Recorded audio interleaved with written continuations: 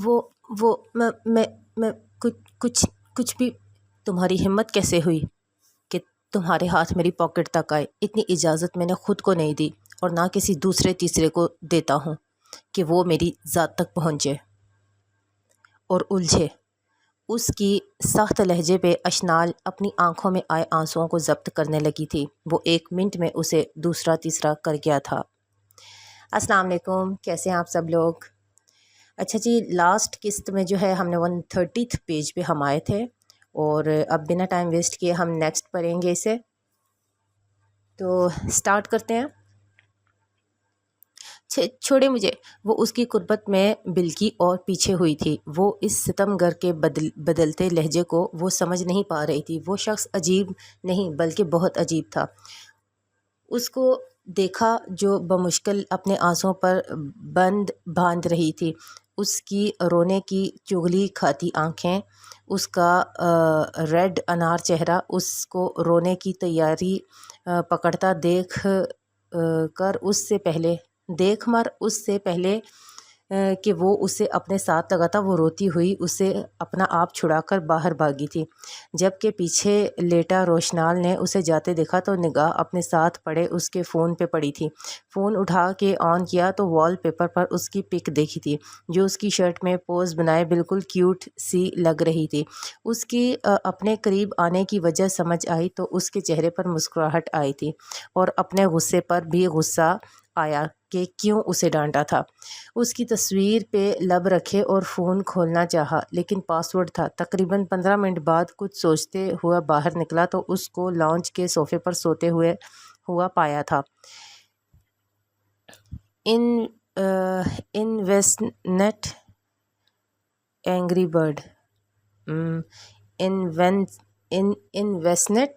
Bird یہ کہہ کر اس نے دیکھا اس کی روئی روئی آنکھیں اس بات کا ثبوت تھی کہ وہ روتے روتے سوئی ہے۔ اندر سے کمفرٹ لا کے اس پہ ڈالا، اس کی آنکھوں پہ لب رکھتے وہ خود سونے چلا گیا تھا۔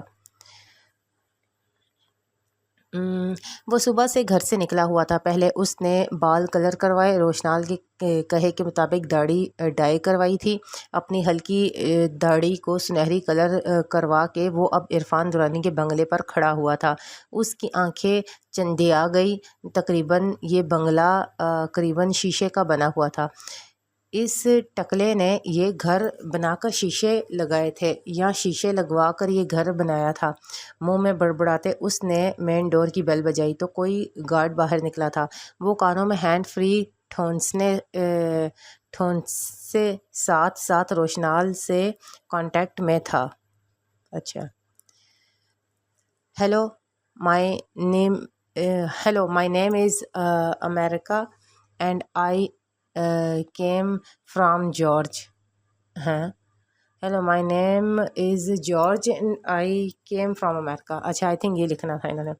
دور فٹے منہ ہے تیرے اوپر، تیرا تو وہ والا حساب ہوا جو ساری رات ہیر رانجھا مووی دیکھتا رہا۔ صبح اٹھا اور پوچھا ہیر لڑکا تھا یا لڑکی؟ اچھا، یہ انہوں نے صحیح ساری رات انگلش سکھا کر میرا منہ ٹیڑھا ہو گیا، اور اب تو کہہ رہا ہے میرا نام انگلینڈ ہے اور میں جارج سے آیا ہوں۔ روشنال نے ساری بڑاس نکالی تھی۔ سوری سر، مجھ کو سمجھ نہیں آپ نے کیا بول رہے ہیں؟ آپ اردو میں بات کرو۔ ادھیڑ عمر گارڈ نے بھی گویا معصومیت کی حد پار کر دی تھی۔ وہ تو مجھے بھی سمجھ نہیں آئی کہ میں نے بولا کیا ہے، اور ویسے بھی میری انگلش اتنی ہائی کلاس ہے کہ تمہاری اس ٹکلے صاحب کو بھی سمجھ نہیں آئے گی۔ جبکہ گارڈ کی بات سنتا حسنال پرسکون ہوتا ہوا سنجیدہ لہجے میں بڑبڑایا تھا۔ دوسری جانب روشنال اس کی بڑبڑاہٹ سن کر اس کو اس کے انداز پہ مسکراہٹ آئی تھی۔ صاحب اونچا بات کرو نا، گارڈ اس کی بڑبڑاہٹ سن کر پریشان سا بولا تھا۔ عرفان درانی، اچھا آپ صاحب کے بارے میں پوچھ رہے ہو؟ میں صاحب کو خبر کرتا ہوں کہ کوئی انگلش بولنے والا گورا آیا ہوں۔ گل ہان تم اس کو پکڑ کے رکھو، ہم ابھی صاحب کو بتا کے آیا۔ وہ اندر چلا گیا تو حسنال کی رکی ہوئی سانس خارج ہوئی تھی۔ وہ روشنال کی کال ڈسکنیکٹ کر کے اپنی انگلش پکانے لگا تھا۔ تقریباً 5 منٹ گزرے تو عرفان درانی اس کے پاس آ کے آیا۔ جی آپ کون؟ عرفان نے بھویں اچکا کر پوچھا تھا۔ My name is George and I came from America, وہ اب فرفر لہجے میں بولا تھا، جبکہ دوسری طرف عرفان درانی کے فیوز اڑے تھے۔ وہ بمشکل میٹرک پاس سفارشوں پہ پاس تھا، اتنی خالص انگلش کہاں سے سن پاتا؟ اسے حیرت اس کی انگلش پہ نہیں ہوئی تھی بلکہ اس انگریز کے لب و لہجے پہ ہوئی تھی۔ Sir I am English teacher of your daughter, وہ پھر سے بولا تھا۔ پلیز کم کم، او یا نائس، عرفان درانی نے اپنا منہ بند کر کے اسے ریسپانس دیا تھا۔ گل ہان گیسٹ آئے ہیں، ان کا خیال رکھنا، یہ انایا کا انگلش ٹیچر ہے اور انگلینڈ سے آیا ہے، ابھی میں آفس جا رہا ہوں، ان کی اچھے سے مہمانداری کرنا۔ I am not able to speak English, میں انگلش بولنے کے قابل نہیں ہوں، شرمندہ ہوتے عرفان درانی نے بمشکل کہا تھا۔ Sir mention not, I learn your English, وہ کہنا تو یہ چاہتا تھا کہ میں قابل تو تمہیں انگلش تو دور چلنے کے قابل نہیں چھوڑوں گا۔ Okay bye, take care and see your in evening time. اچھا، اس نے کال کی اور حسنال کی نظروں سے اوجھل ہوا تھا، جبکہ یہ میٹرک پاس ٹکلا اتنی جائیداد ضبط کر کے فیک ڈگریاں بنوا کے گورنمنٹ کو بیوقوف بنا رہا ہے اور میرے ملک کے نوجوان BA کر کے بے روزگار بیٹھے ہوئے ہیں۔ اس کے چہرے پر تلہیوں بڑی بھری مسکراہٹ آئی تھی۔ حسنال کو اپنا یہ آئیڈیا فلاپ ہوتا نظر آ رہا تھا۔ وہ کچھ ایسا سوچ رہا تھا کہ وہ ہر وقت اس کے ساتھ رہ سکے اور اس کی کمزوریوں کو جان سکے، لیکن اس کے ذہن میں فی الحال کوئی بھی پلان نہیں آ رہا تھا۔ یار آج میرے ساتھ چلو، میں نے مارکیٹ سے بھائی کے نیو شوز لینے ہیں اور مما کی میڈیسن بالکل ختم ہوئی ہے، وہ لینی ہے۔ چھٹی ہوئی تو سارا نے اسے کہا تھا۔ کتنی دیر لگے گی؟ اشنال نے سادگی سے پوچھا تھا۔ وہ انکار کرنا چاہتی تھی لیکن کر نہ سکی تھی۔ یار ہم نے کون سا شاپنگ کرنی ہے، بس شوز اور میڈیسن لینے ہیں، لے کر آ جائیں گے، اور آج ویسے بھی ہم اکیڈمی نہیں جائیں گے نا آج۔ اچھا سارا، میں تمہارے ساتھ چلتی ہوں، پر پلیز تھوڑا جلدی کرنا۔ وہ نہ چاہتے ہوئے بھی اس کے ساتھ جانے کے لیے تیار ہو گئی تھی۔ یار سارا جلدی کرو، میری ہمت جواب دے رہی ہے، مجھے سخت بھوک لگ رہی ہے۔ سارا اسے بڑے مال لے کے آئی تھی۔ یار بس ہو گیا ہے، وہ شوز کے پیسے دیتے ہوئے بولی تھی۔ چلو نکلو، میں ریسٹورنٹ سے کھانا کھلاتی ہوں، ویسے بھی تمہاری بھوک مجھ سے نہیں برداشت ہو رہی۔ سارا نے اس کی حالت کے پیش نظر اس پہ طنز مارا تھا۔ وہ وہاں سے نکلتے اس ریسٹورنٹ پہ لے آئی تھی۔ یار میں اس طرح کبھی نہیں آئی، مجھے سخت ڈر لگتا ہے۔ وہ سامنے بیٹھے لڑکوں کے گروہ کو دیکھ کر وہ ڈری اور اپنی پہلے سے سیدھی سیاہ شال کو غیر محسوس طریقے سے ٹھیک کیا تھا۔ یار وہ دیکھو لڑکے، کھانے کا آرڈر دے کر سارا جب فارغ ہوئی تو اس نے اپنا خدشہ ظاہر کیا تھا۔ وہ دیکھو مستمال کتنا مکمل حسن ہے ادھر، ایک لڑکے نے فقرہ اچھالا تھا۔ یو آر باسٹرڈ، جہاں لڑکی دیکھتے ہو وہاں تمہاری رانیں ٹپکنے لگ پڑتی ہیں۔ سارا نے اپنے پرس سے مرچیں نکالی تھیں۔ سارا اللہ کا واسطہ پلیز چھوڑو، چلتے ہیں یہاں سے۔ چھوڑو، یہ لڑکی پاگل ہے۔ وہ لڑکے اس کی ہاتھوں میں مرچیں دیکھ کر اٹھ کر نکلتے بنے۔ ادھر رکتے نا اپنی خاطر واضح کروا کے جاتے۔ سارا نے ان کو تیزی سے نکلتا دیکھ کر پیچھے سے فقرہ کسا تھا۔ سارا پلیز چلو، پلیز اللہ کا نام ہے۔ وہ چلے گئے ہیں، گھر چلتے ہیں۔ اشنال اس باغی اور سر پھری لڑکی کو ایسے دیکھ کر رونے والی ہو گئی تھی۔ روشنال جو بزنس ڈنر کے سلسلے میں وہاں آیا تھا، اب اس کی خیر نہیں۔ اشنال کی آواز سنتا پیچھے مڑا تھا اور حیران رہ گیا تھا۔ اس کے ساتھ کلائنٹ بھی شور کو دلچسپ نظروں سے دیکھنے لگے تھے۔ چلو اب تو تیری خیر نہیں۔ اس کی آواز تو اسے دھوکہ لگی، لیکن جب مڑا اور دیکھا وہ وہی تھی۔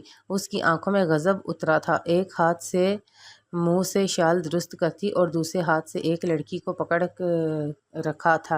اپنی بیوی کو ریسٹورنٹ میں دیکھ کر اس کی آنکھوں میں خون اترا تھا۔ وہ ان لوگوں سے معذرت کرتا نکل آیا تھا۔ ان کی آنکھوں میں تمسخر دیکھ کر روشنال کے غصے کا گراف بہت زیادہ بڑھا تھا۔ سب کا دھیان ان کی طرف دیکھ کر روشنال کا دل کر رہا تھا اشنال کا منہ توڑ دے۔ دوسری طرف اشنال روشنال کو دیکھ کر ساکت رہ گئی تھی جو ان کی طرف آ رہا تھا۔ اس کا اوپر سانس اور نیچے اس کا اوپر کا سانس اوپر اور نیچے کا نیچے رہ گیا تھا۔ اس کی قسمت ہی پھوٹی ہوئی تھی۔ وہ جتنی آج کے دن ڈر رہی تھی یہ دن اس پہ اتنا ہی بھاری پڑا تھا۔ یار اشنال، یہ تمہارے بھائی ہیں نا، یا میں کوئی خواب دیکھ رہی ہوں؟ سارا نے اس کی کان میں سرگوشی کی تھی۔ روشنال جو ان کی طرف آ رہا تھا اس لڑکی کی آواز بخوبی اس تک پہنچی تھی۔ یہ سن کر اس نے اپنے لب بھینچے تھے اور اس تک پہنچا تھا۔ گھر چلیں؟ اس نے اشنال کی طرف دیکھ کر سخت لہجے مگر نرمی سے کہا تھا۔ السلام علیکم، مائی name is Sara and Ashnal is my best friend. Roshnal نے اس لڑکی کو دیکھا تھا جو رٹائے طوطے کی طرح بول رہی تھی۔ وعلیکم السلام، آپ سے مل کر خوشی ہوئی تھی، روشنال نے اس کے برعکس اردو میں جواب دیا تھا۔ میں نے آپ کو صرف دیکھا، آپ سے ملاقات ہو جائے گی یہ نہیں سوچا تھا۔ سارا نے اس کو اپنے ساتھ بات کرتے دیکھ کر جوش سے کہا تھا۔ چلیں، آپ نے بھی اپنے گھر جانا ہے، آپ کو بھی ڈراپ کر دیں گے، اس نے اشنال کو دیکھتے ہوئے کہا تھا جس کی نگاہیں جھکی کی جھکی تھیں۔ اوکے تھینک یو بھائی، سارا نے اس کا شکریہ ادا کیا تھا۔ آپ چلیں، گاڑی میں بیٹھیں، میں آ رہا ہوں، اس نے روکھے سے لہجے میں جواب دیا تھا۔ ان کے باہر نکلنے کے بعد اس نے پیمنٹ کی تھی اور برگر اور ساتھ کوک پیک کروا کے باہر نکلا تھا۔ وہ باہر آیا تھا، ان کو پیچھے بیٹھے دیکھ کر اس نے گاڑی سٹارٹ کی تھی۔ یہ خود بھی کھاؤ اور ان کو بھی کھلاؤ، اس نے اشنال کو دیکھ کر دیے تھے، جبکہ اشنال نے بمشکل کانپتے ہاتھ سے لے کر سارا کو پکڑائی تھی۔ بیچاری کی کتنی بےعزتی ہوئی ہے۔ اوہ ربا، آپ کتنے اچھے ہیں نا بھائی، آپ کی بیوی بہت لکی ہوگی جس کے آپ شوہر ہوں گے، برگر کھاتی شوہی سے کہا تھا۔ وہ تو میری بیوی کو پتہ ہوگا نا، جبکہ روشنال نے بیک مرر سے اسے دیکھ کر تلخی سے جواب دیا۔ روشنال کی سخت نگاہیں اپنے اوپر جمے دیکھ کر اس کا ننھا سا دل کانپا تھا۔ اس کو پتہ تھا کہ وہ اس کے سامنے مروت دکھا رہا ہے، گھر جا کر اپنا سارا غصہ نکالے گا۔ بس بھائی گاڑی روک دے، میرا گھر ادھر ہی ہے، سارا نے اونچی آواز میں کہا تھا کہ وہ سن لے۔ روشنال گاڑی روکی تھی، روشنال نے گاڑی روک دی۔ تھینکس بھائی، آپ بہت اچھے ہیں، اللہ آپ کی عمر لمبی کرے، اس نے دعا دی اور گاڑی سے اتر گئی تھی۔ روشنال اس کی باتوں کا جواب دیتا ہی کہ وہ اتر گئی تھی۔ اچھا، اس نے پھر سے گاڑی سٹارٹ کی تھی اور فل سپیڈ پہ رکھی تھی۔ اس سے ملی ہوئی ہے نا وہ بیچاری ایک ظلم ڈھانے کے لیے۔ گاڑی روک کے اسے کھینچ کے گاڑی سے باہر نکالا تھا اور اپنے روم میں آ کر اسے بیڈ پہ پھینکا تھا۔ کس کی اجازت سے تم نے ریسٹورنٹ میں قدم رکھا؟ اس کے لہجے میں آج کوئی نرمی نہیں تھی، نرمی تھی، بس احساسات سے عاری لہجہ تھا اس کا۔ کالج کے نام پہ تم ریسٹورنٹ کیسے گئی؟ بتاؤ مجھے، اس کا لہجہ سخت ہوا تھا۔ وہ میں سارا کے ساتھ گئی تھی، اس نے اٹکتے ہوئے جواب دیا تھا۔ تمہیں پتہ ہے آفس والوں کے سامنے مجھے کتنی شرمندگی ہوئی تھی؟ نہیں، آج چھوڑ دیں، آئندہ میں آپ کے پوچھے بغیر کہیں نہیں جاؤں گی۔ آج کی نافرمانی کی سزا تو دوں نا، پھر آئندہ کہیں جانے کا سوچو گی بھی نہیں سوچوں گا۔ ان لڑکوں کی غلیظ نظریں تم پر تھیں، میرا دل کر رہا تھا میں وہیں سے تمہارے حساب نکالوں۔ وہ اٹھ کر اس کے پاس سے نکلتی ہی جب روشنال نے اسے بازوؤں سے پھر بیڈ پہ پھینکا تھا۔ مار ہی دے ہاں۔ روشنال کو آج پھر اس روپ میں دیکھ کر اسے وحشت ہوئی تھی اور اس کی وحشت میں اضافہ ہوا تھا جب روشنال کو اپنے گلے سے شال کھینچتے ہوئے دیکھا تھا۔ پلیز چھوڑ دیں، اس نے شال کھینچ کر دونوں ہاتھوں سے سختی سے باندھا تھا اور خود جا کر چیئر پر بیٹھ گیا تھا۔ میں کون ہوں؟ اس کے قریب چیئر لا کے اپنی سرخ ہوتی نگاہیں اس پہ گاڑتے ہوئے بولا تھا۔ روشنال کانپتے لبوں سے اس نے کہا تھا۔ میں کیا لگتا ہوں تمہارا؟ اب کی بار اس کی آواز اور اونچی ہوئی تھی جبکہ چیئر پر اس کی گرفت اور مضبوط ہوئی تھی۔ کزن، اس نے اٹکتے ہوئے کہا تھا۔ اب کیا رشتہ ہے میرا تم سے؟ چیئر سے اٹھتے وہ اس پہ جھک کر گڑایا تھا۔ جی مطلب؟ اس کی باتوں سے الجھ کر اشنال نے پوچھا تھا۔ اس ستمگر کا پل پل بدلتا رویہ اس کی سمجھ سے باہر تھا۔ میرا کزن کے علاوہ تم سے کیا رشتہ ہے؟ اس کا سخت لہجہ آج نرمی کے موڈ میں نہیں تھا۔ روشنال نے اس کے بندھوں کو پکڑ کر پوچھا تھا۔ اس کے کندھوں کو پکڑ پوچھا تھا جو کانپ رہے تھے۔ شوہر، وہ اس کے سخت لہجے سے ڈرتی ہوئی بولی تھی۔ تو پھر مجھے بھائی کیوں بولا؟ اس کے بال کے لٹ پیچھے کرتا اور اس کے کندھے پر ہاتھ رکھتے ہوئے کہا تھا۔ میں نے آپ کو کب بولا؟ اس نے اپنی ہرنی جیسی نشیلی نگاہیں اسے کانپتے لہجے میں پوچھا تھا۔ پھر تمہاری دوست نے مجھے تمہارا بھائی کیوں کہہ رہی تھی؟ وہ اسے نہیں پتا تھا، اس نے وضاحت دی تھی۔ اچھا میں جا رہا ہوں، بعد میں بات ہوگی۔ وہ اس کے پاس سے اٹھا تھا۔ پلیز کھول دے مجھے۔ اس کو اپنے پاس سے اٹھتا دیکھ کر اس کی چوڑی پشت کو دیکھتے وہ چلائی تھی۔ آ رہا ہوں، بس 2 گھنٹے ویٹ کرو، میں تمہارے لیے میٹنگ چھوڑ کے آیا تھا، تم انجوائے کرو، میں رات تک آ جاؤں گا۔ وہ یہ کہہ کر باہر چلا گیا تھا۔ میٹنگ کافی لمبی ہو گئی تھی۔ وہ دو کام کر رہا تھا، پریزنٹیشن بنانا اور فوراً کمپنی کو بنا کے دینا کافی مشکل ہوتا جا رہا تھا۔ اس کے لیے امیزون کمپنی تھی۔ یہاں وہاں کی ٹائمنگ میں کافی فرق تھا کیونکہ وہاں صبح ہوتی تھی اور ادھر رات، پھر اس لیے اس کی راتیں کبھی کبھی بے چین گزرتی تھی۔ رات کے 12 بج چکے تھے۔ وہ ابھی تک فائل آگے کیے کام کر رہا تھا۔ شام کا منظر اس کے ذہن میں گھوما، وہ کبھی بھی اسے باندھ کے نہ آتا، لیکن جب ریسٹورنٹ میں سب کی نگاہیں اس پہ جمی دیکھ کے اسے غصہ آیا تھا۔ ان کی غلیظ نگاہیں اس کے معصوم حسن پر جمی نگاہیں دیکھ کر اس کے غصے کا گراف بڑھا تھا۔ اوپر سے اس کی فرینڈ کا اسے بھائی کہنے پر اسے غصہ آیا تھا، تو اس کے ذہن میں ہلچل مچ چکی تھی کیونکہ وہ شام 4 بجے اسے گھر چھوڑ کے آیا تھا اور اب رات کے 12 بج چکے تھے۔ اس کا خیال آتے ہی لیپ ٹاپ بند کیا، فائل بیگ میں رکھی اور آفس سے نکلا تھا۔ گاڑی میں بیٹھا تو پھر اس کا بے بس اور معصوم چہرہ اس کی نگاہوں میں گھوما تو غصے سے اسٹیئرنگ پہ ہاتھ مارا تھا اور گاڑی کی سپیڈ تیز کی تھی۔ اس کے ذہن میں کئی قسم کے وسوسے آ رہے تھے۔ گھر پہنچتے ہی بھاگ کر دروازہ کھولا تھا۔ اپنے کمرے کا دروازہ کھولتا ہوا وہ اندیشوں کی زد میں تھا۔ دروازہ کھولا تو وہ اسی کالج کی یونیفارم میں اوندھے منہ پڑی ہوئی تھی۔ اسے جا کے سیدھا کیا تو اس کے بال سارے منہ پہ پڑے ہوئے تھے، آنکھوں سے آنسوؤں سے تر چہرے بال چپکے ہوئے تھے۔ وہ اٹھی ہوئی تھی اور رو رہی تھی۔ اس کو اپنے پاس بیٹھتا دیکھ کر اشنال ڈر کر پیچھے ہوئی تھی۔ اس کی ویران آنکھیں دیکھ کر روشنال کے دل پہ بڑی سخت چوٹ پڑی تھی۔ اس نے بڑی مشکل سے اس کے ہاتھ کھولے تھے اور روتی ہوئی اشنال کو اپنے ساتھ لگایا تھا۔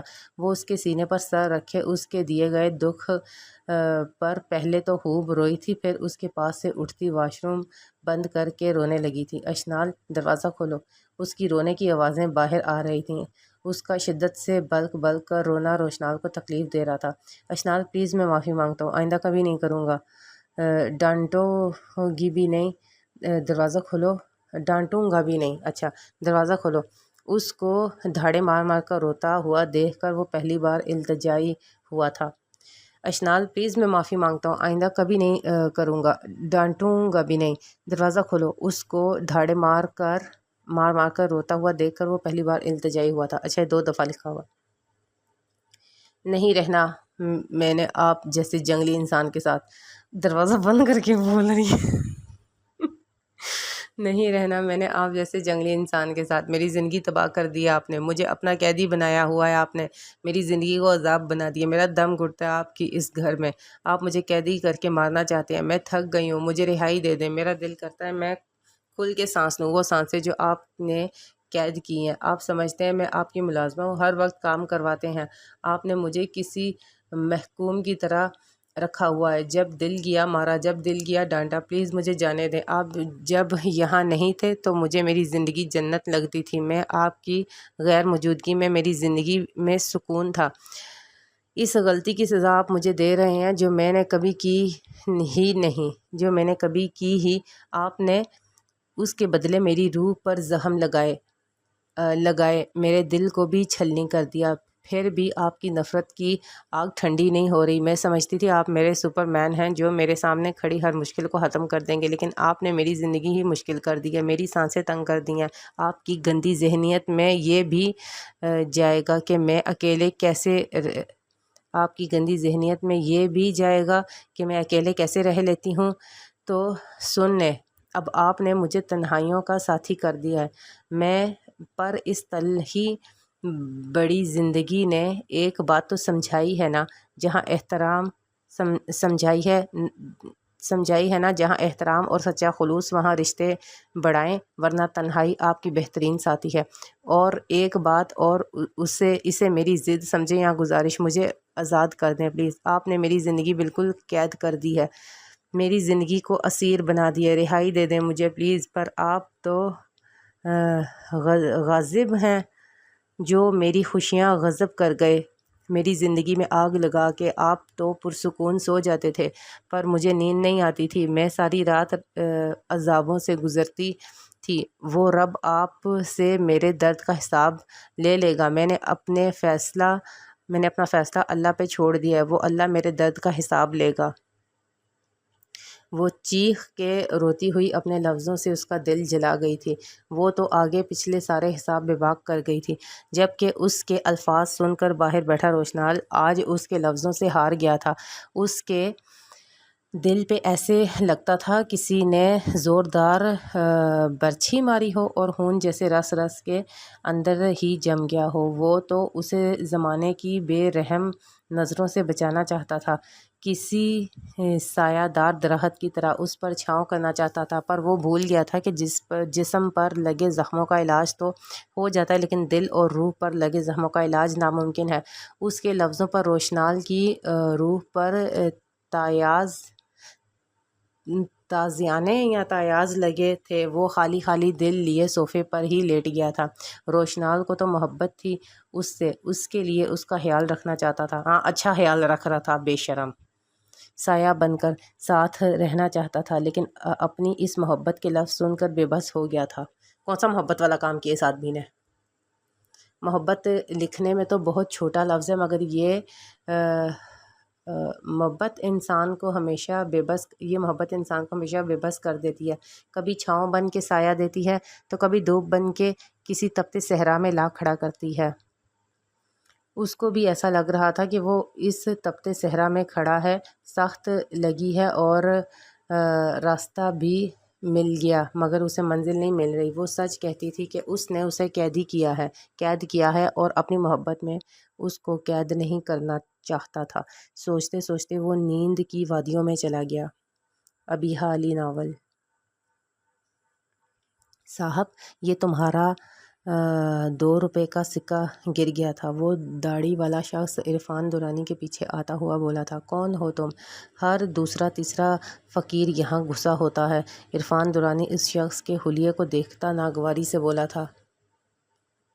صاحب ادھر نیا ڈرائیور ہے، بالوں پر تیل سے اٹے شخص نے مجبوری سے کہا تھا۔ کون لایا تمہیں؟ اور شیرو کہاں ہے؟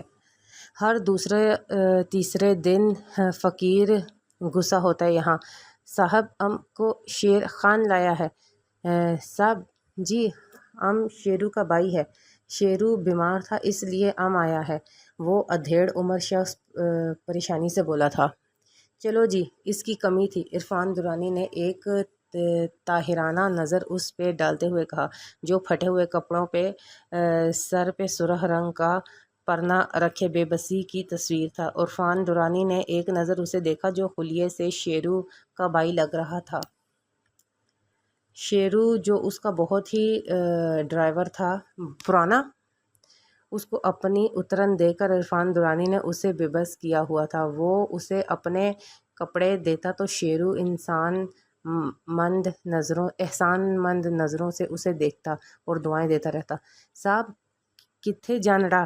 وہ شخص سادگی سے بولا تھا۔ ریڈ کنگ مال میں چلو۔ عرفان درانی کی ایک نظر فون پر تھی اور ایک باہر روڈ پر تھی۔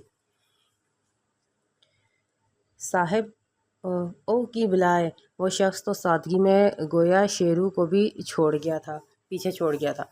جاہل انسان، کبھی گھر سے بھی نکلے ہو؟ عرفان کے لہجے میں حقارت تھی۔ صاحب ہم کے چھوٹے چھوٹے 7 بچہ ہے صاحب، ہم ان کی مشکل سے 2 ٹائم کی روٹی پوری کر پاتا ہے صاحب۔ میرا نا کرمو ہے تساں دی باہوں مہربانی ہووے جے تساں میرے ویر بڑی مدد کیتی۔ میرا ویر کہندا ہے تسی بڑے چنگے بندے ہو۔ یہ پٹھان تھا، یہ پنجابی بن گیا۔ تم جو کوئی بھی بس اپنے کام سے کام رکھو، زیادہ میرے ساتھ فری ہونے کی کوشش نہ کرو۔ کیسے لوگ ہوتے ہیں پتہ نہیں، ذرا سی نرمی سے بات کرو تلوے چاٹنے پہ آ جاتے ہیں، بے شرم۔ اچھا۔ کرمو نے اپنا تعارف پنجابی میں کروایا تو عرفان درانی اس کی طرف دیکھتا ہوا ناگواری سے مخاطب ہوا تھا۔ اسے اسنا میں کر موجو اس کی طرف دیکھ رہا تھا۔ ان کی گاڑیوں کے آگے گاڑی آئی تھی۔ گاڑی کو اتنا زور کا جھٹکا لگا کہ ڈیش بورڈ کی ساری چیزیں گری تھیں۔ اوفو درانی کا سر ہلکا سا کھڑکی سے ٹکرایا تھا۔ یو ایڈیٹ، جاہل انسان، اس گاڑی کے پاس سے گزرنے کا بھی پتہ ہے تمہیں؟ فقیروں والا حلیہ ہے تمہارا، پھر بھی کیا سوچ کر میں نے تمہیں ڈرائیور رکھا ہے؟ وہ گاڑی کی دوسری طرف اتر کر آتے فرنٹ سیٹ سے کرمو کو گریباں سے کھینچتے ہوئے بولا تھا۔ صاحب جی معذرت، ہم کو معاف کر دو، میرا چھوٹا بچہ ہے، ہم کہاں جائے گا، ہم ایک غریب انسان ہیں۔ صاحب جی ہم کو پتہ ہے آپ بہت اچھا انسان ہو، ہم کو آپ شریف انسان لگا ہے۔ کرمو روتے ہوئے اس کے آگے ہاتھ جوڑ رہا تھا۔ یہ تمہارے پاس آخری موقع ہے۔ اوہ، اسے چھوڑتا کچھ سوچ کے پھر سے گاڑی میں بیٹھا تھا۔ بس گاڑی روک دو، میں آ رہا ہوں، عرفان درانی نے تحکم سے بھرپور لہجے میں کہا تھا۔ پھر کرمو عرفان درانی کو مال چھوڑ کر واپس گاڑی موڑنے لگا جب نگاہ عرفان درانی کے فون پہ پڑی تھی۔ ہائے مارا، لگتا ہے یہ صاحب یہ بلا ادھر ہی چھوڑ گیا ہے۔ کرمو عرفان درانی کا فون اپنی جیب میں رکھتے ہوئے بڑبڑایا تھا۔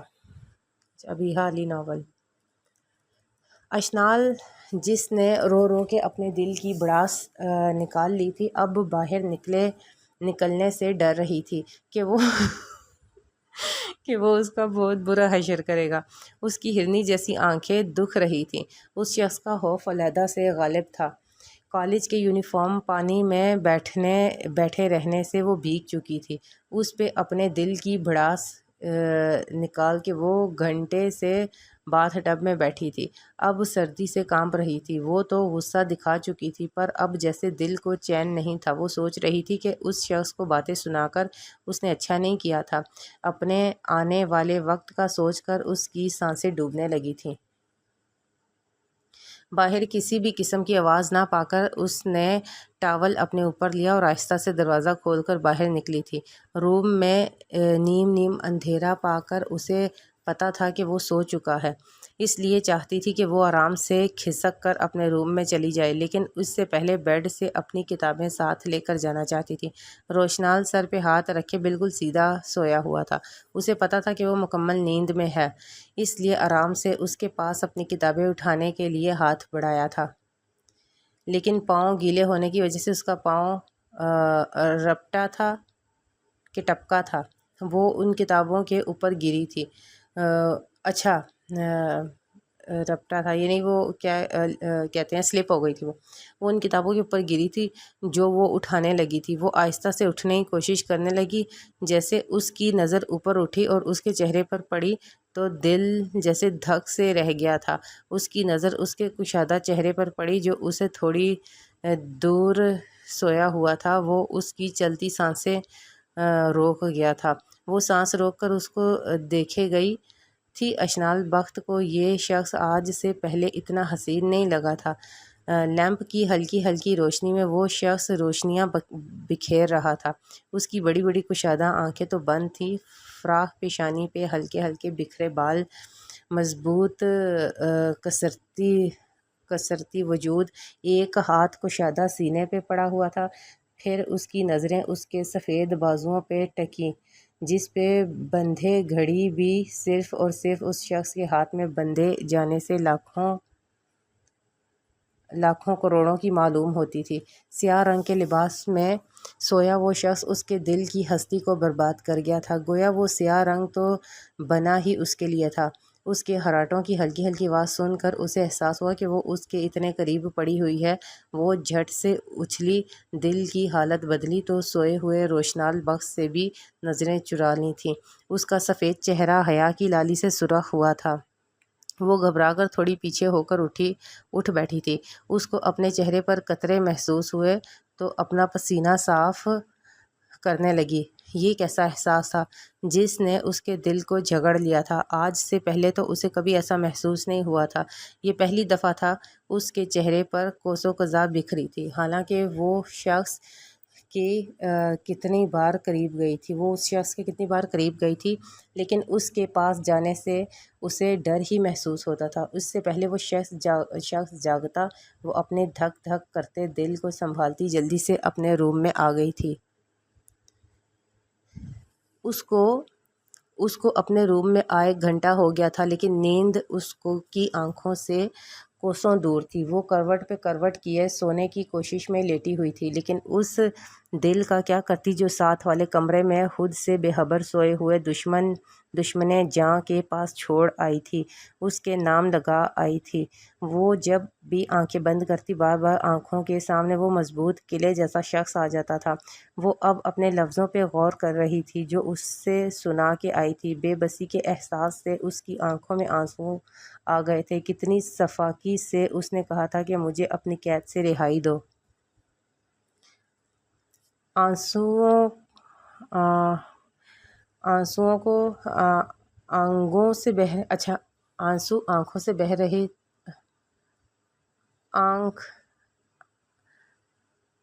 لگوں سے بہہ رہے تھے۔ یار کیا لکھا ہے؟ آنسو آنکھوں سے، یہ شاید آنکھوں سے بہہ رہی تھی۔ ایک لمحے میں اس شخص نے اسے قید کر لیا تھا، وہ جو بدتمیزی سے حقارت سے کہہ کر آئی تھی کہ آپ نے کسی محکوم کی طرح سمجھا ہوا ہے۔ کہاں بدتمیزی سے وہ بیچاری بول کے آئی تھی؟ تکلیف میں تھی تو بولی ہے۔ وہ خود کو چھوڑ کے اپنے دل کو تھپک کر سلانے کی کوشش کرتی، لیکن وہ تو جیسے آج باغی ہوا تھا۔ آج اس کے دل نے جو دغا دیا، اس کا ننھا سا دل ایک پل میں روشنال حاکم بخت کا اسیر ہو گیا تھا۔ بے سکونی کی ایک لہر اس کے جسم میں پھیل گئی تھی۔ باوجود کوشش کے بھی جب سونا نہیں آیا تو تہجد کے لیے اٹھ کھڑی ہوئی، وضو کر کے نماز بچھائی اور پڑھنے لگی۔ لیکن آج نماز میں بھی اس شخص کا چہرہ سامنے آیا تھا۔ وہ سجدے میں گئی تو پھر سے اس شخص کا چہرہ سامنے۔ وہ اٹھ کر نماز توڑ گئی تھی۔ خدا کی نظروں میں بھی گناہ گار ہوتی ہوں فراز، جب وہ شخص مجھے سجدوں میں بھی یاد آتا ہے۔ ابھی حالی وہ بے بسی سے رونے لگی، نگاہوں میں بے بسی تھی، چہرے پر بے بسی تھی۔ وہ آیات پڑھنے لگی تھی۔ آیات: اللہم مصرف القلوب صرف قلوبنا علی طاعتک۔ ترجمہ: اے اللہ، اے دلوں کو پھیرنے والے، میرا دل اپنی اطاعت کی طرف پھیر دے۔ صحیح مسلم۔ اچھا، یہ عربک تھوڑی دوسرے فونٹ میں لکھی ہے، تو اسی لیے مجھے ابھی ٹھیک سے پڑھنے نہیں ہوئی، تو آپ لوگ کوئی وہ فتویٰ نہ جاڑ دینا۔ تو ویسے میں کہہ رہی ہوں کہ مجھ سے ابھی یہ فونٹ تھوڑا چینج ہے، تو مجھ سے ٹھیک سے پڑھنے نہیں ہوئی، اس کے لیے معذرت۔ وہ سجدے میں سر رکھے پہلے تو ٹوٹ پھوٹ کر روئی، جب دل ہلکا ہوا تو پھر اٹھ کر صحیح سے تہجد پڑھنے لگی۔ وہ پڑھ کر فارغ ہوئی، کچھ صورتیں پڑھی، تب جا کر سکون حاصل ہوا تھا۔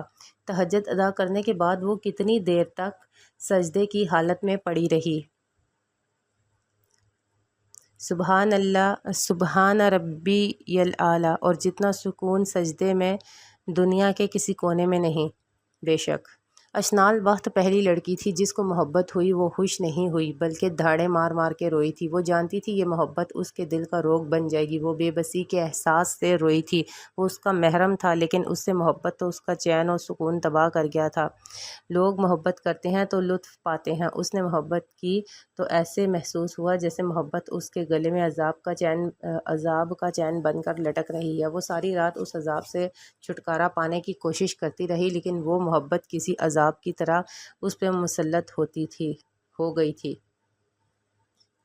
حسنال 2 بجے گھر آیا تھا۔ 5 بجے پھر حماس ٹی وی نیوز کی طرف جانا تھا۔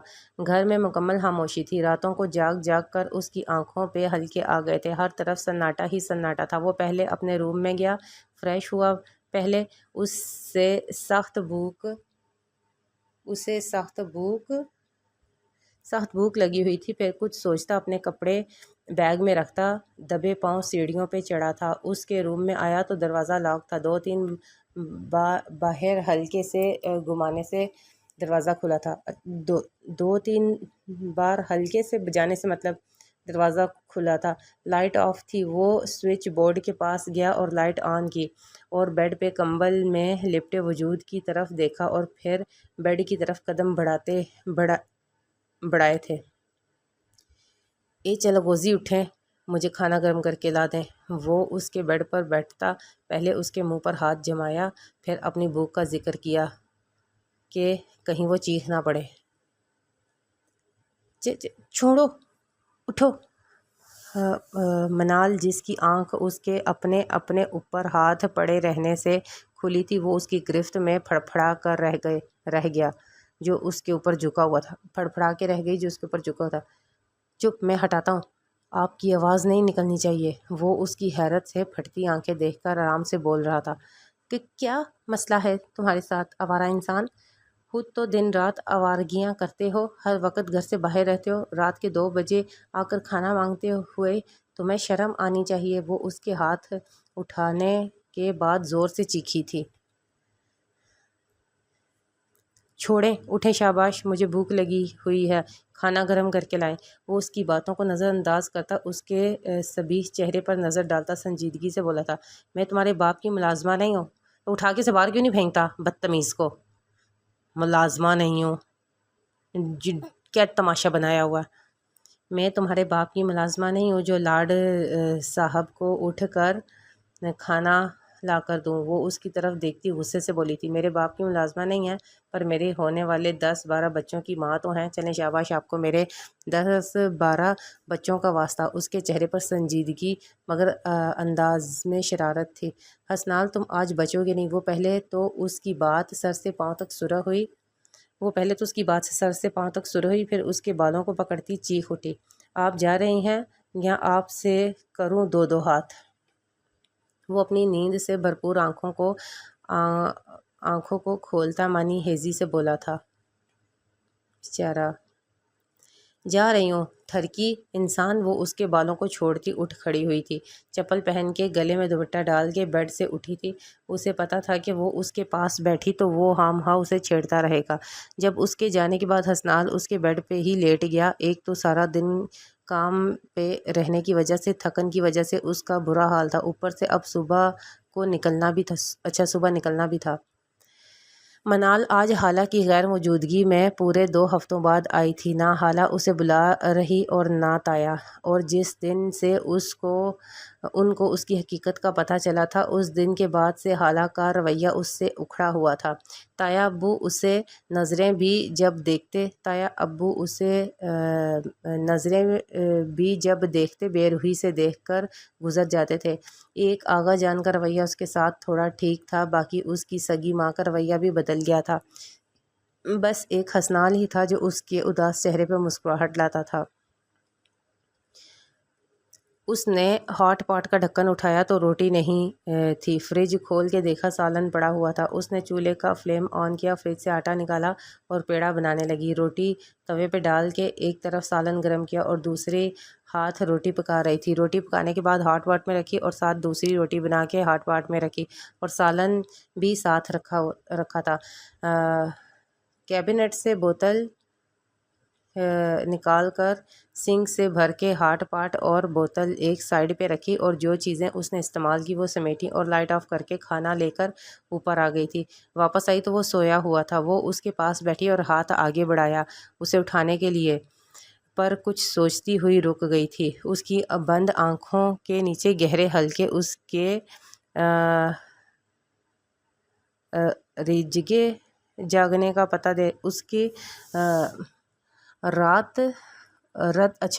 رت جگے جاگنے کا پتہ دے رہے تھے۔ وہ فکر مند نظروں سے اس کی طرف دیکھنے لگی جو اس کا خیال رکھتا تھا، اس کی پرواہ کرتا تھا۔ وہ اس شخص کو سمجھ نہ پائی تھی۔ وہ ایسا شخص تھا جو اپنی محبت کا کشکول خالی رکھ کر اس کی خالی کشکول کو بھرنا چاہتا تھا۔ وہ محبت لینا نہیں جانتا تھا، وہ صرف اور صرف محبت دینا جانتا تھا۔ اس کی آنکھیں آنسوؤں سے بھر گئی تھیں۔ اس کا دل کیا تھا وہ اس کی پیشانی بکھرے نم بالوں کو اپنے ہاتھوں سے سمیٹے۔ حسنال اٹھو، کھانا کھا لو۔ کچھ دیر رونے کے بعد اپنے آنسو صاف کرتی وہ اس کو کندھے سے ہلاتی زور سے بولی تھی۔ جی جی، حسنال نے آنکھیں کھول کر اسے دیکھا تھا۔ اٹھو، کھانا کھاؤ، مجھے نیچے بھیج کر میری نیند حرام کر کے سو رہے ہو؟ وہ مصنوعی غصے سے بولی تھی، حالانکہ اس کی روح سخت بے چین تھی۔ وہ چاہتی تھی کہ وہ اس کے کندھے سے لگ کے اپنے دل کا غبار نکالے۔ آپ اتنی محبت سے چل کر نیچے گئی ہیں اور میرے لیے کھانا لائی ہیں، کیا ایسا ہو سکتا ہے کہ میں کھانا نہ کھاؤں؟ آپ کے ہاتھوں سے تو میں زہر بھی نہ چھوڑوں، وہ بھی آپ کے ہاتھوں سے کھا کر خوشی خوشی مر جاؤں۔ وہ یہ کہتا اپنے بالوں میں ہاتھ پھیرتا اٹھ بیٹھا تھا۔ شکل اچھی نہ ہو، کم از کم بندہ بات تو اچھی کر لے۔ وہ اس کی بات سے دہل کر غصے سے بولی تھی، گویا اس کا مرنے کی بات کر کے جیسے منال پہ خنجر چلاؤ۔ اچھا، اس کی مرنے والی بات سن کے جیسے منال پہ خنجر چلاؤ۔ آپ کہنا تو یہ چاہتی تھی کہ مرے تمہارے دشمن، لیکن آپ کے منہ سے بدحواسی میں کچھ الٹا نکل گیا تھا۔ وہ اس کی چہرے پہ اڑی اڑی رنگت پہ چوٹ کرتے ہوئے بولا اور کھانا اپنے سامنے رکھا اور کھانے لگا تھا۔ پھر اس کے بعد تب تک نہ بولا جب تک کھانا ختم نہ کیا تھا۔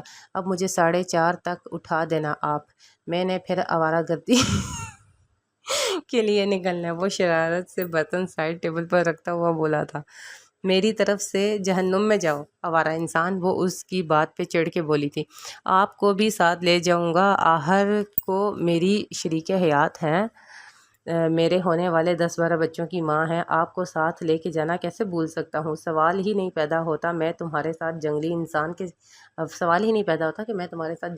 کے ساتھ کہیں جاؤں گی۔ وہ جنگلی انسان کے ساتھ کہیں نہیں جاؤں گی۔ وہ اس کو اپنے اوپر مانی خیز نگاہیں دیکھ کر پھاڑ کھانے والے انداز میں بولی تھی، نہیں، میں آپ کو ساتھ لے کے جاؤں گا۔ دونوں میاں بیوی ساتھ مل بیٹھ کر چنے بیچا کریں گے اور جہنمیوں میں تقسیم کریں گے۔ وہ کیا خوب شاعر نے کہا ہے، خوب گزرے گی جب مل بیٹھیں گے دیوانے دو۔ وہ شعر پڑھتا اس کے چہرے پہ ٹکٹکی باندھتے ہوئے بولا، میں تو جنت میں بھی تمہارے ساتھ نہ جاؤں۔ وہ اس کی مسلسل خود پہ ٹکی دیکھ کر غصے سے بولی تھی، تو جنت کس کافر نے مانگی ہے، آپ کے ساتھ جانا قبول ہے؟ وہ اس کے غصے سے بھرے چہرے کو دیکھ کر اسے مزید تپاتا ہوا بولا، استغفار، پھر جب میرے علاوہ ہر چڑیل کے ساتھ تھرک جھاڑو گے تو اللہ تعالیٰ تمہیں آگ میں پھینک دیں گے۔ اس کی بات کا خفگی سے جواب دیا گیا تھا، تو پھر میرے ساتھ جنت ہی چلے جائیں، میں وہاں کی حوروں کے ساتھ بھنگڑا ڈال لیا کروں گا۔ تب تو اللہ آگ میں نہیں پھینکیں گے نا؟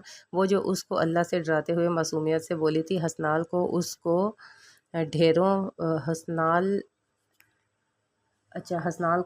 پہ ڈھیروں پیار آیا تھا۔ وہ اس کی بات کا جواب دیتا بازوں سے پکڑ نرمی سے اپنے اوپر گرا لیا تھا۔ چھوڑو، نہایت ہی فضول انسان ہو تم۔ وہ اس کی چمکدار آنکھوں سے نگاہیں چرا کر ہڑبڑا کر بولی تھی، رو لیں میرے سینے پر سر رکھ کر، زندگی کا کوئی بھروسہ نہیں ہے، کیا کب سانسوں کی ڈور ٹوٹ جائے اور آپ کے دل میں یہ خواہش بن کے حسرت رہ جائے۔ وہ اس کے سر کو پکڑتا اپنا ساتھ لگاتا اس کے کانوں میں گمبھیر لہجے میں بولا تھا، بکواس بند کرو، میرا دل بند ہو جائے گا، اللہ تمہیں میری بھی عمر لگا دے۔ وہ اس کے سینے سے سر اٹھا کر اس کے منہ پر ہاتھ رکھتی دہل کر چیختی ہوئی بولی تھی، ہائے کمال کر دیا، آخر کار آپ بھی جھانسی کی رانی کی بہو نکلی نا۔ کیسے آپ نے مجھ معصوم پر ستم کر دیا۔ ویسے بڑی چلاک ہیں آپ، کیا پتہ آپ کا آخری دن ہو آج، اس لیے آپ جہنم کی رٹ لگا رہی تھیں تاکہ اپنے ساتھ مجھے نظارے کراتی، اس لیے مجھے اپنی عمر لگا رہی ہیں نا، یہ کہ جو میری تھوڑی بہت زندگی ہے وہ بھی ختم ہو جائے۔ وہ اس کے دہلتے چہرے کو اپنا لہجہ شرارتی کر گیا تھا، ورنہ اپنی زندگی کا تو اسے بھی اب خطرہ ہی تھا۔ جس اوکھلی میں اس نے ہاتھ دیا تھا وہاں تو موت بھی کانپتی تھی، زندگی بھی پناہ مانگتی تھی۔ دفع ہو جاؤ کمینے انسان، میں تو تمہارے لیے فکر مند، ایم فضول میں ڈرامے لگاتے رہتے ہو۔ وہ اس کا شرارتی لب و لہجہ دیکھ کر چیخ پڑی، پھر اس کے سینے پر اتنی شدت سے روئی کہ حسنال گڑبڑا گیا تھا۔ اس کے لیے سنبھالنا مشکل ہو گیا تھا۔ وہ اس کو ساتھ لگائے تھپکیاں دیتا بیٹھ گیا تھا۔ وہ سو گئی تھی جبکہ حسنال بخت اس کے سونے کے بعد پریشان ہوا تھا۔ 4:30 بجے وہ اس کے روئے چہرے کو دیکھتا، اس کے بکھرے بالوں پر کیچر لگاتا، اس کے ماتھے پر عقیدت بھرا لب رکھتے اپنا بیگ اٹھاتا نکل گیا تھا۔ وہ گھر سے نکلا تو فجر کی اذان ہو چکی تھی۔ اس نے جلدی سے نماز ادا کی اور اپنے مشن پہ نکلا تھا۔ آج اتنی بری بوتھی کیوں بنائی ہے اور خاموش کیوں ہے؟ ویسے تیری شکل تو پہلے ہی ایسی تھی، پر غصے سے کچھ تو ظاہر کر دیتا تھا۔ فرقان نے صبح سے اس کے خاموش چہرے کو دیکھ کر کھوجتے ہوئے پوچھا تھا۔ جب انسان اپنی وقت کھو دے تو اس کے لیے بہترین پناہ خاموشی ہے۔ وہ وضاحت کبھی سچا ثابت نہیں کر سکتی، ندامت کبھی بھی کھویا ہوا مقام واپس نہیں لا سکتی۔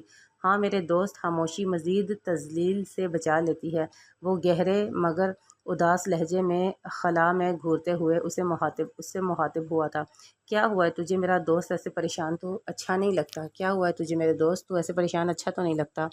یار میں تیرا غصہ برداشت کر لوں گا، تیری گالیاں برداشت کر لوں گا، لیکن تو ایسے بالکل اچھا نہیں لگ رہا۔ میرے دوست ہیرا ہے، وہ کسی کی نظر میں کیا وقت کھوئے گا؟ کسی کی تو تیرے آگے ہی وقت نہیں ہے۔ فرقان جذباتی لہجہ لیے بولا۔ وہ اس کا اداس چہرہ، اس کی آنکھوں کی نمی دیکھ نہیں پا رہا تھا، اس لیے دکھ سے بولا تھا۔ کسی کا دل توڑ کر معافی مانگنا آسان ہے، لیکن اپنا دل ٹوٹ جائے تو کسی کو معاف کرنا بہت مشکل ہوتا ہے۔ یار کیوں اتنی گہری باتیں کر رہی ہے؟ اصل وجہ تو بتا۔ اگر تجھ سے غلطی ہوئی ہے تو پردہ ڈال دوں گا، غلط اقدام سے روک دوں گا، تیری اداسی کو ختم کر دوں گا۔ فرقان نے اسے بہت پریشان دیکھتے ہوئے اس کے پاس ہوتے کہا تھا۔ پھر وہ اسے ہر بات بتاتا گیا، ہر لفظ، ہر غلطی، گناہ، کچھ بھی نہیں چھپایا تھا۔ تجھے پتہ ہے میں نے اس کی معصومیت کو ایک غلط لمحے کی زد میں آ کے برباد کر دیا تھا۔ میں نے اس پر اتنا ظلم کیا کہ کوئی یہ کام کرنے سے پہلے 1000 بار سوچتا، لیکن اس پہ ظلم کرتے میرا دل نہیں کانپا۔ وہ روتی چلاتی اپنے ناکردہ گناہوں کی معافی مانگتی رہی، لیکن مجھ جیسے بےغیرت شخص کو شرم نہیں آئی۔ میں کبھی اپنے لفظوں سے، کبھی ہاتھوں سے اس کی جسم و روح کو داغ کرتا رہا، اور تیرے دوست نے اس کی نظر میں اپنا وقت، اپنا مقام کھو دیا۔ وہ مجھ سے پناہ مانگتی ہے، میرے قریب جانے سے اس کا چہرہ زرد پڑ جاتا ہے۔ اس کو میں نہیں، میرے دیے درد اور ستم رلاتے ہیں۔ وہ کہتی ہے میری زندگی جہنم بنا کر آپ تو سو جاتے ہیں، لیکن میری راتیں عذابوں میں کٹتی ہیں۔ یار اب تو ہی بتا، وہ معصوم لڑکی کیسے مجھ سے محبت کرے گی جو میری پرچھائی سے بھی ڈرتی ہے؟ میں کیسے اسے زندگی کی طرف؟ وہ باتیں کرتے کرتے میں ڈھار مار کے رونے لگا، جبکہ فرقان پہلے تو ساکت ہوا۔ وہ اسے کہنا تو چاہتا تھا، لیکن اس کی حالت کے پیش نظر رک گیا۔ پھر اپنے سامنے اس اونچے لمبے شخص کو دیکھا جو اپنی بیوی پر کیے گئے ستم پر بچوں کی طرح رو رہا تھا۔ فرقان ضیاء نے اپنی 32 سالہ زندگی میں پہلی بار 30 سالہ اونچا لمبے مرد کو اپنی 18 سالہ بیوی کو اپنے دیے گئے ستموں پر دھاڑے مار مار کر روتے دیکھا تھا، نادم ہوتے دیکھا تھا، پریشان ہوتے دیکھا تھا۔ وہ اس کے گلے لگا پہلی دفعہ اپنی تکلیف بہا رہا تھا۔ یار وہ تیری بیوی ہے، اس سے کنارہ کشی مت کر، اس کو جانچ، اس کی معصومیت کو دوبارہ سے قائم کر، ایسے تو بھابھی تجھ سے دور ہو جائے گی۔ ان کی انا، ان کی شرارت، ان کی ضد، ان کے مان کو واپس لا جو انہیں تجھ پہ تھا، ان کا سپرمین انہیں واپس لٹا، اور بھی گھر جا، ایسے تو ڈپریشن کا مریض بن جائے گا۔ چل گھر چلتے ہیں، سکون کا سانس لے، زندگی تو اپنے روپ بدلتی ہے۔ وہ اس کے آنسوؤں کا صاف کرتا امید کا کونا اس کے ہاتھ میں پکڑاتے ہوئے بول رہا تھا۔ اور کچھ دوست ہوتے ہیں جن سے زندگی میں سانسیں چلتی ہیں، اور فرقان اس کا دوست، اس کا غم گسار زیادہ تھا۔ فرقان نے اسے پرسکون کر کے بھیجا اور خود بھی گھر کی راہ لی تھی۔ وہ جب کالج سے آئی تھی پریشان تھی۔ اکیڈمی میں بھی آج اسے سارا مرجھائے چہرے کی وجہ پوچھتی رہی، لیکن وہ آج سارا دن خاموش رہی تھی۔ وہ اپنے کمرے میں کتابیں پھیلائے بیٹھی تھی۔ ایک کتاب کو دم دوویں پڑھی، ایک کتاب گودم دوویں پڑھی ہوئی تھی۔ وہ نہ جانے خلا کی وسطوں میں کس نادیدہ نکتے کو کھوج رہی تھی۔ کسی سے محبت کرنا جرم ہے اور وہ تو میرا محرم ہے۔ حلال محبتیں تو سکون دیتی ہیں، پھر مجھے اتنی بے چینی کیوں ہے؟ وہ خود سے سوال کرتی ہوئی بولی تھی۔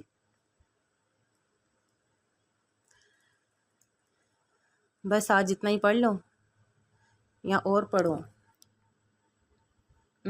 کتنا ٹائم؟ 50 منٹ تو ہو گئے ہیں، تو تھوڑا سا اور پڑھ لو۔ چلو پھر پڑھتی ہوں۔ ایک تو دل رات سے اپنے اختیار میں نہیں تھا۔ اس کا نازک دل دھک دھک کر رہا تھا۔ وہ روشنال کے اگلے لائے عمل سے ڈر رہی تھی۔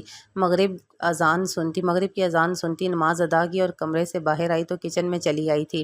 ہاٹ پاٹ میں اس کا ناشتہ ایسے ہی پڑا ہوا تھا، مطلب وہ صبح ناشتہ نہیں کر کے گیا تھا۔ وہ پیاز کاٹنے لگی تھی جب دروازہ کھلنے کی آواز پہ وہ سیدھا ہوئی تھی اور بھاگتی کچن کی کھڑکی سے اسے دیکھنے لگی تھی۔ اس دل کو سیراب کرنے لگی تھی جو صبح سے پیاسا تھا۔ وہ نظروں کے ذریعے اسے دل میں اتارنے لگی۔ اس کے بھرپور سراپے دل کی دنیا دھرم بھرم ہو گئی تھی، جو بکھرے حلیے میں بھی دل میں اتر جانے کا ہنر رکھتا تھا۔ وہ آج تھوڑا جلدی آ گیا تھا۔ وہ اسے چوری نظروں سے دیکھتی رہی، جو سنجیدہ اور سی چال چلتا بغیر کچن کی طرف دیکھے کمرے میں چلا گیا تھا۔ اشنال نے ایک بات نوٹ کی، جس چال میں مضبوطی ہوتی تھی آج اس چال میں لڑکھڑاہٹ تھی۔ پاگل ہے تو بھی اشنال۔ وہ چلا گیا، لیکن وہ ان جگہوں کو دیکھ رہی تھی جہاں سے وہ گزرا تھا۔ وہ جب ہوش میں آئی اپنے سر پر ہاتھ مار کر بولی تھی، ہائے اشنال، اپنے اس نئے تمگر محبوب سے پانی تو پوچھ لو۔ وہ اپنی سانسیں درست کرتی ہوئی سنک سے پانی بھرا اور روم میں آئی تھی۔ پانی پی لیں۔ وہ ہمیشہ کی طرح اس کے آگے پانی پکڑاتے ہوئے بولی۔ دل کی بدلتی دنیا سے وہ پہلی بار دل کے کہنے پر اس کے لیے پانی لائی تھی۔ مجھے پیاس نہیں ہے، وہ اپنی بند آنکھوں سے بازو ہٹا کر نرمی سے بولا تھا، جبکہ اس کی سوجی آنکھیں دیکھ کر اس کا سرخ چہرہ دیکھا۔ وہ بمشکل سانس لے رہا تھا۔ اس کی طرف دیکھا تو دل دھک سا رہ گیا۔ اس کی بگڑتی سانسیں دیکھ کر اس کی سانسیں ڈوبنے لگی تھیں۔ اس کا کشادہ چہرہ سرخ تھا، جبکہ اس کی سوجی آنکھیں دیکھ اس کا سرخ چہرہ دیکھی جو وہ بمشکل سانس لے رہا تھا۔ اس کی طرف دیکھا تو دل دھک سا رہ گیا۔ اس کی بگڑتی سانسیں دیکھ کر اس کی سانسیں ڈوبنے لگی تھیں۔ وہ سانس نہیں لے پا رہا تھا۔ اشنال نے اس کو دیکھا جو بے چین لگ رہا تھا، جیسے اس کے سینے میں آگ لگی ہو۔ وہ بار بار سینے کو مسل رہا تھا۔ آپ ٹھیک تو ہیں؟ یہ پانی پی لیں۔ وہ اپنے نازک ہاتھ اس کے کندھے پر رکھ گئی تھی اور پانی کا گلاس اس کے منہ کے ساتھ لگایا تھا جو وہ ہاتھ مار کے گرا چکا تھا۔ اس کی حالت دیکھ کر اشنال کے ہاتھ پاؤں پھول چکے تھے۔ وہ بھی نہیں کر پا رہی تھی وہ کچھ بھی نہیں کر پا رہی تھی۔ جب کہ روشنال ٹھیک ہوتا تو ریسپانس دیتا۔ وہ کچن سے پھر پانی بھر کے لائی اور کانپتے ہاتھوں سے اسے پانی پلانے کی کوشش کرنے لگی۔ پانی پینے کے بعد تھوڑی دیر بعد اس کی حالت تو تھوڑی سی ٹھیک ہوئی تو وہ بنا اس کی طرف دیکھے لیٹ گیا تھا۔ آپ ٹھیک تو ہیں نا؟ وہ فکر مندی سے اس کے کندھے کو ہلاتے ہوئے اس سے مخاطب ہوئی تھی۔ ہوں، آنکھیں کھول کر روشنال یہی کہہ سکا تھا۔ اس کو فکر مندی سے اپنے اوپر جھکا دیر کر اس کے معصوم چہرے پر اپنے لیے پریشانی دیکھ کر وہ آنکھیں موند گیا تھا۔ اس کو کیا تسلی دیتا، وہ تو خود سے ہی ہارا ہوا لگ رہا تھا۔ روشنال، پلیز صاف صاف بتائیں، آپ کی حالت اگر زیادہ خراب ہو گئی تو میں کیا کروں گی؟ مجھے تو یہاں کے راستوں کا بھی نہیں پتہ، موسم بھی خراب ہو رہا ہے۔ وہ اس کے پاس بیٹھی فکر مند ہو کر پھر سے اس کے کندھے کو ہلا گئی تھی۔ میں ٹھیک ہوں، بس بے چینی ہے مجھے۔ اس کو اپنے قریب بیٹھا دیکھ کر اس کے ہاتھ کو اٹھاتا اپنے دل پہ رکھتا ہوا مسلنے لگا تھا جیسے اس کے لمس سے بے چینی ختم ہو جائے گی۔ وہ یہ کرتے آنکھیں پھر سے آنکھیں موند چکا تھا۔ اسے بے چین دیکھ کر وہ تڑپ اٹھی تھی اور دل ہی دل میں آیت الکرسی کا ورد کرنے لگی۔ پڑھ کر اس کے ہاتھ پر پھونک کر اس کا ہاتھ اس کے دل پر پھیرا تھا۔ روشنال، پلیز بتائیں، اب ٹھیک ہیں؟ وہ اس کے اوپر جھکتی اونچی آواز میں بولی تاکہ وہ اس کی آواز سن کر جواب دے دے۔ اب میں ٹھیک ہوں، تم جاؤ اور پریشان مت ہو، اس نے آنکھیں کھول کر سرد سے لہجے میں جواب دیا اور بمشکل اسے تسلی دے سکا تھا۔ وہ اس کے پری پیکر چہرے کو دیکھا جو بس رونے کے در پہ تھی۔ واقعی وہ بس یہی کہہ سکی۔ اس کے کشادہ پیشانی پر نم ہوتے قطرے اس کو ٹھنڈے پسینے آ رہے تھے۔ اپنی نماز کی شکل میں کھولتی دوپٹے کو اس کی کشادہ پیشانی صاف کی تھی۔ چہرہ بھی نم تھا۔ اس کا چہرہ بھی اپنے دوپٹے سے صاف کیا تھا۔ اس جیسے مضبوط مرد کو اس حالت میں دیکھ کر اس کی رہی سہی ہمت بھی جواب دینے لگی تھی۔ اسے خود نہیں پتہ تھا کہ یہ ستم گر کب اس کے دل پر ڈیرا جما گیا تھا۔ وہ اس کی بند آنکھیں دیکھ کر اس کو دل کے راستے اندر اتارنے لگی تھی۔ اس کی کھلی آنکھیں دیکھ کر وہ نظریں نہ ملا پاتی تھی۔ وہ تھوڑی دیر اس کو دیکھتی رہی لیکن اس کی آنکھیں ہنوز بند تھیں۔ وہ پریشان سی کچن میں آ گئی تھی۔ اس کی حالت دیکھ کر ٹانگیں کانپ رہی تھیں۔ اسے ایسے لگ رہا تھا جیسے وہ ابھی گر جائے گی۔ اس ستم گر کی حالت اس پر گراں گزر رہی تھی۔